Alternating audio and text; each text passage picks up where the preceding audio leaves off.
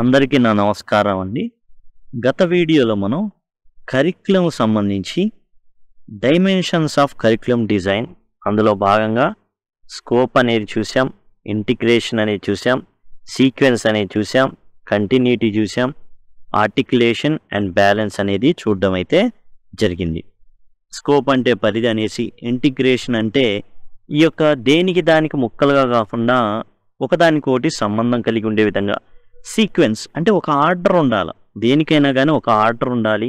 Order లేకుండా గందరగోళంగా అటు ఇటు పెట్టడం కాదు. అలానే కంటిన్యూటీ ఒక లింక్ చైన్ లాగా ఉండాలి. ఆర్టికులేషన్ అంటే vertical articulation and horizontal articulation and balance, అన్నిటికి మధ్య సమతూకం అనేది ఉండాలి. ఇదంతా కూడా మనం అయితే చూడడం అయితే జరిగింది గత వీడియోలో. ఇప్పుడు మీకు ఆ వీడియో అనేది లభ్యం అవ్వాలి అంటే మీరు సింపుల్గా కనుక ఇదిగోండి pcvenglishessay.blogspot.com pcvenglishessay.blogspot.comలో మీకు ఇక్కడ కనబడతానే ఉంటుంది మెథడాలజీ ప్లేలిస్ట్ అనేసి.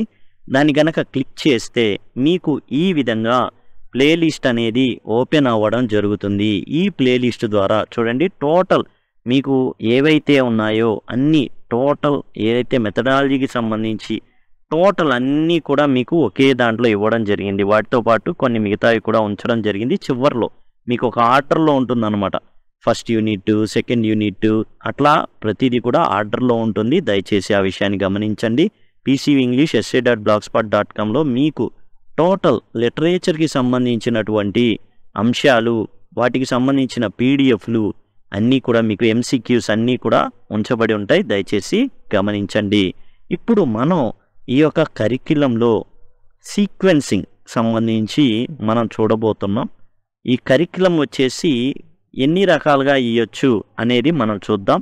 లీనియర్ డెవలప్మెంట్ అని, మాడ్యులర్ డెవలప్మెంట్ అని, సీక్వెన్సింగ్లో అంటే ఏంటి, linear approach to sequencing, spiral curriculum అంటే ఏంటి, మ్యాట్రిసెస్ కరిక్యులం అంటే ఏంటి, మాడ్యులర్ అప్రోచ్ టు సీక్వెన్సింగ్, అవన్నీ కూడా మనం ఈ వీడియోలో అయితే చూడబోతున్నాం. ఇప్పుడు సీక్వెన్సింగ్ అంటే ఏంటి అంటే ఒక ఆర్డర్లో ఉండాలి. ఏ ఆర్డర్లో ఇవ్వాలి.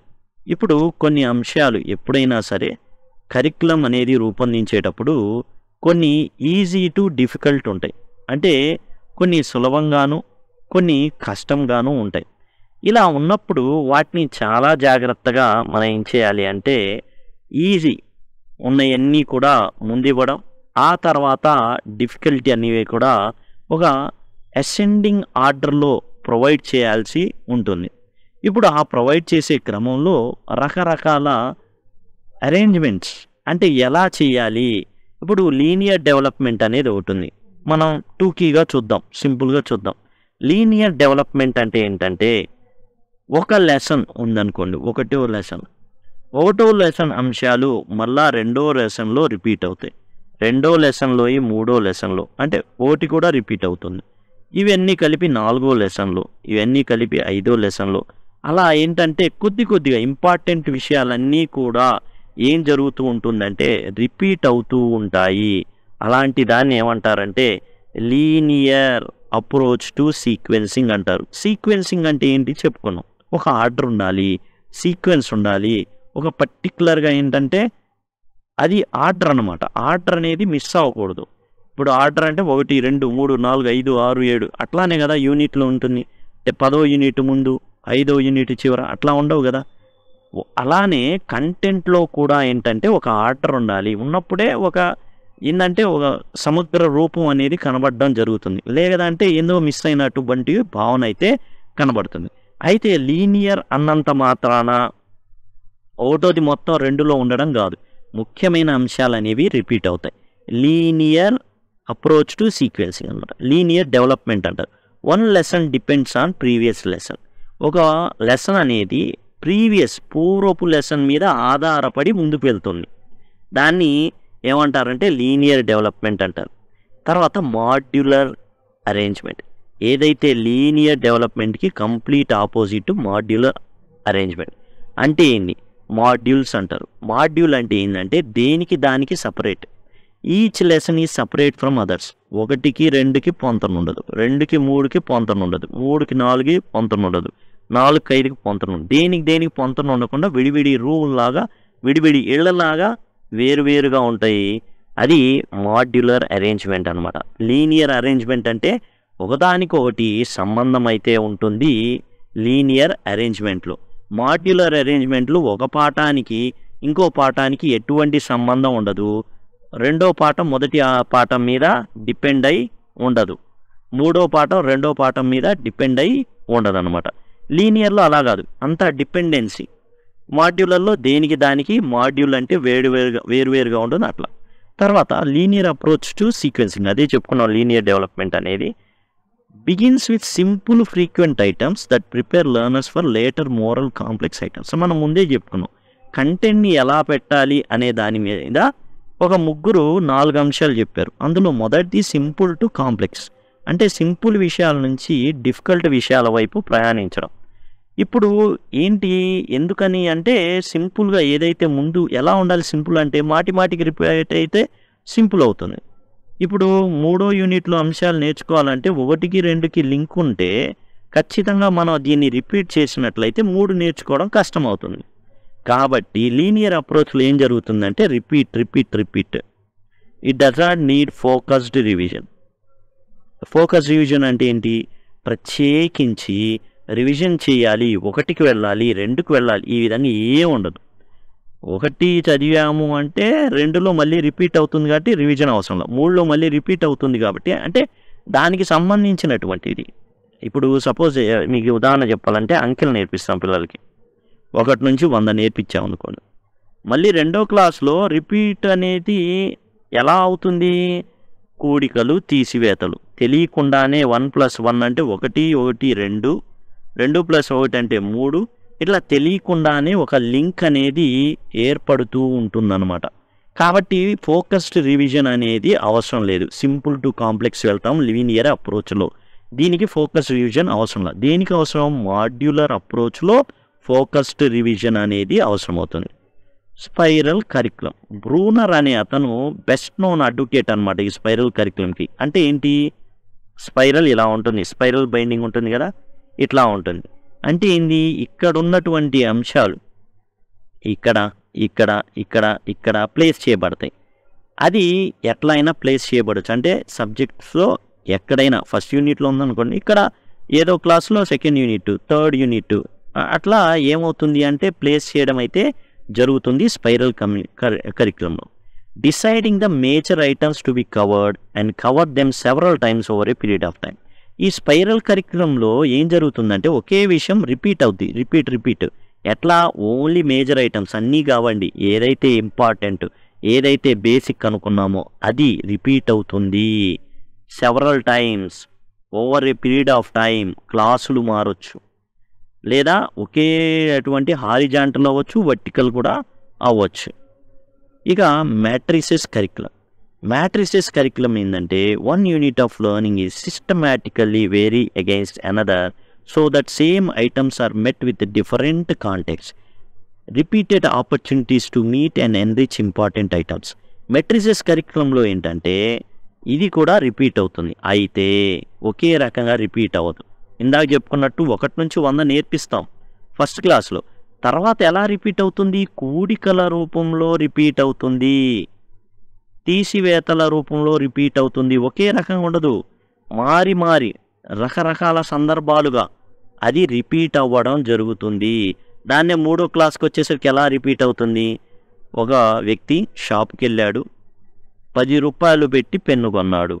అలాంటివి 5 కొన్న ఎడలా ఎంత, 5 పదులు. వాడు పిల్లవాడు ఏం చేస్తాడు, 10 + 10 + 10 + 10 + 10 5 పదులు వేసుకొని 1 1 2 2 1 3 4 5 కాబట్టి 50. ఇట్లా ఏం చేస్తాడంటే ఒక పద్ధతితో, అంటే ఇదే విధంగానే అనుకోకూడదు కానీ ఇలా అతను ఏం చేస్తాడంటే పిల్లవాడికి తెలియకుండానే సబ్కాన్షియస్గానే రివిజన్ అనేది అయిపోతుంది ఆ కోర్ టాపిక్ అనేది. కాబట్టి ఆ విధంగా జరుగుతుంది మ్యాట్రిసెస్ కరికులంలో. ఇప్పుడు సీక్వెన్సింగ్ విషయానికి వచ్చేస్తే modular approach to sequencing already మనం చెప్పుకున్నాం. మాడ్యూల్ అంటే దేనికి దానికి విడివిడిగా మాడ్యూల్స్ ఉంటాయి, ఒకదానికొకటి ఏమాత్రం సంబంధం అనేది ఉండదు మాడ్యూల్లో. ఏమాత్రం సంబంధం ఉండదు. లీనియర్లో సంబంధం ఉంటుంది, స్పైరల్లో సంబంధం ఉంటుంది. ఆ విధంగా ఉంటుందే తప్ప మాడ్యులర్లో ఏమవుతుందంటే దేనికి దానికి సంబంధం ఉండదు. Each module is complete in it self, does not usually assume knowledge of previous modules. Previous modules అసలు పనేం లేదు, ప్రీవియస్ మాడ్యూల్స్ గురించి నాకు అవసరం లేదు, అక్కర్లేదు అన్నట్టుగా ఉండిద్ది అనమాట. దీనికి ఫోకస్డ్ రివిజన్ అనేది మాడ్యులర్ అప్రోచ్లో జరగాల్సి ఉంటుంది. కాబట్టి టోటల్గా మనం ఏం నేర్చుకున్నాము అంటే ఇక్కడ లీనియర్ అనేది సిలబస్ ఎలా ఉండాలి, లీనియరా, స్పైరలా, మాడ్యులరా, మ్యాట్రిసెసా, ఈ విధంగా కంటెంట్ని పరచడం అన్నమాట. ఈ యొక్క 4 రకాలుగా కంటెంట్ని పరచడం. లీనియర్ అంటేనేమో ఒక యూనిట్కి రెండో యూనిట్కి మధ్య సంబంధం ఉంటుంది. స్పైరల్ అంటేనేమో ఒకే అంశాన్ని వివిధ సార్లు ఇవ్వడం జరుగుతుంది, సేమ్ యాజ్ ఇట్ ఈస్గా. అది క్లాసులు అయి ఉండొచ్చు, first class, second class, third class, fourth class, fifth class అట్లా. మాడ్యులర్ దేనికి దానికి సంబంధం ఉండదు, దేనికి దానికి విడిగా. లీనియర్కి కంప్లీట్ ఆపోజిట్ మాడ్యులర్. మ్యాట్రిసెస్ ఏంటంటే సంబంధం ఉంటుంది కానీ డిఫరెంట్ టైప్స్లో ఉంటుంది, ఒకే రకంగా ఉండదు. సపోజ్ టెన్సెస్ నేర్పించారు, ఇదే మనం మ్యాట్రిసెస్ లాగా అయితే ఎట్లా జరుగుతుందంటే వాయిసెస్ ఇస్తాడు నెక్స్ట్ క్లాస్లో, టెన్స్ మరలా రిపీట్ అవుతుంది, వాయిస్ కోసం మళ్ళీ టెన్స్ చెప్పాల్సిందే. తర్వాత క్లాసులో డైరెక్ట్ ఇండైరెక్ట్ ఉంటుంది, డైరెక్ట్ ఇండైరెక్ట్ కోసం మళ్ళీ టెన్స్లు గుర్తు చేయాల్సిందే మ్యాట్రిసెస్లో. అదే మనకి వచ్చేసి స్పైరల్లో అనుకోండి, టెన్సెస్ 6th క్లాస్లో ఇస్తే 7thలో రిపీట్ అవ్వాలి, 8thలో రిపీట్ అవ్వాలి, 9thలో అవ్వాలా, 10thలో అవ్వాలా.